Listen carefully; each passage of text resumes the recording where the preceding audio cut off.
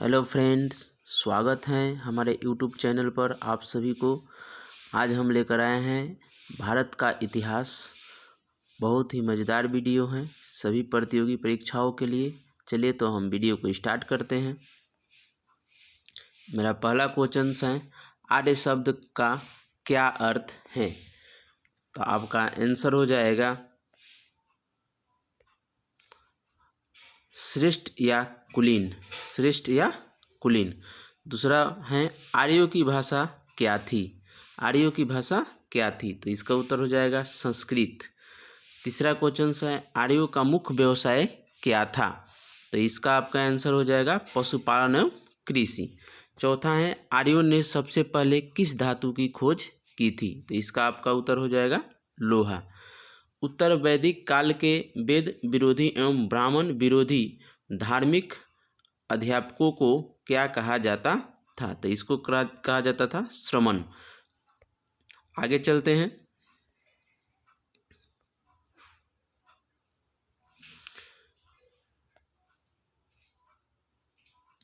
वैदिक गणित का महत्वपूर्ण अंग क्या है? तो ये हो जाएगा शुल्क सूत्र। अगला, वेदों की संख्या कितनी होती है? तो वेदों की संख्या इसमें 4 होती है। 8 नंबर क्वेश्चन, सबसे प्राचीन वेद कौन सा है? तो ऋग्वेद है। सबसे प्राचीन वेद ऋग्वेद। 9वां क्वेश्चन है, किस वेद द्वारा वैदिक संस्कृति के बारे में ज्ञान होता है? तो इसका आपका आंसर हो जाएगा ऋग्वेद द्वारा। 10 नंबर क्वेश्चन आपका है, भारत के राज्य चिन्ह में लिखा सत्यमेव जयते किस उपनिषद से लिया गया है? तो इसमें आपका हो जाएगा मुंडक उपनिषद से। मुंडक उपनिषद। 11 नंबर क्वेश्चन है, भारतीय संगीत का आदि ग्रंथ किस वेद को कहा जाता है? भारतीय संगीत का आदि ग्रंथ किस वेद को कहा जाता है? तो इसका आपका होगा समवेद। 12 नंबर क्वेश्चन है, प्रथम विधि निर्माता कौन है? प्रथम विधि निर्माता कौन है? तो इसका आपका आंसर हो जाएगा मनु। 13 नंबर क्वेश्चन है, मनुस्मृति की रचना किसने की? मनुस्मृति की रचना किसने की? तो इसका आपका हो जाएगा मनु ने। चलते हैं अगले क्वेश्चंस। 14 नंबर बोल रहे हैं कि कृष्ण भक्ति का प्रथम एवं प्रधान ग्रंथ कौन सा है? तो इसका हो जाएगा भीम भद्रगवत गीता, यानी भागवत गीता होगा। अगला है, 15 ऋग्वेद में संपत्ति का मुख्य रूप क्या है? तो ऋग्वेद में संपत्ति का मुख्य रूप गोधन है। अगला, किस मंडल में क्षुद्रों का उल्लेख ऋग्वेद में पहली बार मिलता है? तो 10वें। अगला क्वेश्चन, पुराणों की संख्या कितनी है? पुराणों की संख्या कितनी है? तो इसमें हो जाएगा आपका 18। चलते हैं आगे। 18 नंबर क्वेश्चन है, वैदिक धर्म का मुख्य लक्षण किसकी उपासना था? तो इसका उत्तर हो जाएगा आपका प्राकृतिक। 19 नंबर क्वेश्चन है, किस देवता के लिए ऋग्वेद में पुरंदर शब्द का प्रयोग हुआ है? तो इसका आपका आंसर होगा इंद्र के लिए।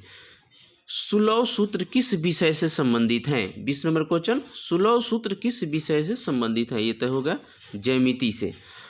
21 नंबर क्वेश्चन, अस्तों माँ सदमय कहाँ से लिया गया है? तो ये हो जाएगा आपका ऋग्वेद से। चलते हैं अगले क्वेश्चंस की ओर। ऋग्वेद का कौन सा मंडल पूर्णतः सोम को समर्पित है? 9वां मंडल। चलते हैं अगले 23वें नंबर क्वेश्चंस का, 10 राजाओं का प्रसिद्ध युद्ध 10 राज युद्ध किस नदी पर हुआ? तो परुनी नदी पर। अगला क्वेश्चन, धर्मशास्त्रों में भू राजस्व की दर क्या है? धर्मशास्त्रों में भू राजस्व की दर क्या है? तो ये हो जाएगा 1/6। अगला क्वेश्चन है, 800 ईस्वी पूर्व में 600 ईस्वी पूर्व का युग कौन सा युग कहा जाता है?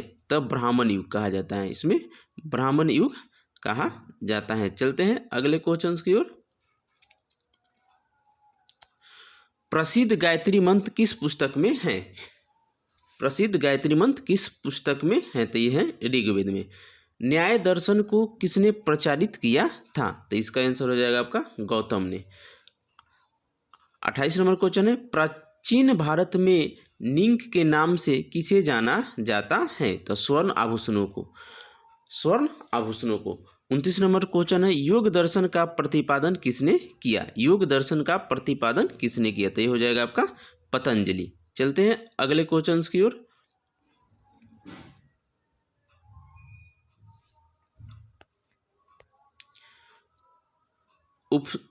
उपनिषद किस पर आधारित हैं? तो ये हो जाएगा दर्शन पर।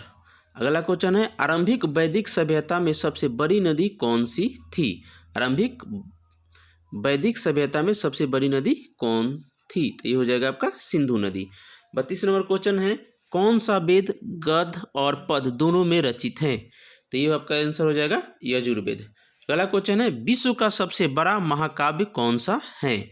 विश्व का सबसे बड़ा महाकाव्य कौन सा है? तो ये हो गया आपका महाभारत। महाभारत का दूसरा नाम क्या था? तो ये आपका आंसर हो जाएगा जय संहिता। अगला क्वेश्चंस की ओर चलते हैं।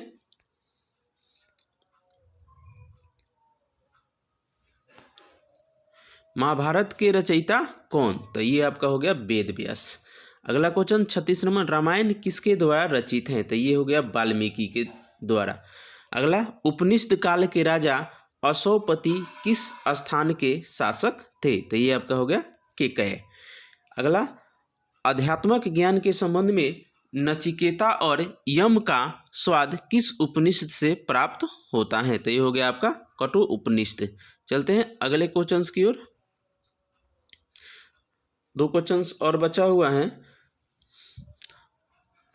वैदिक नदी कुंभ का स्थान कहाँ है? तो ये होगा अफगानिस्तान में।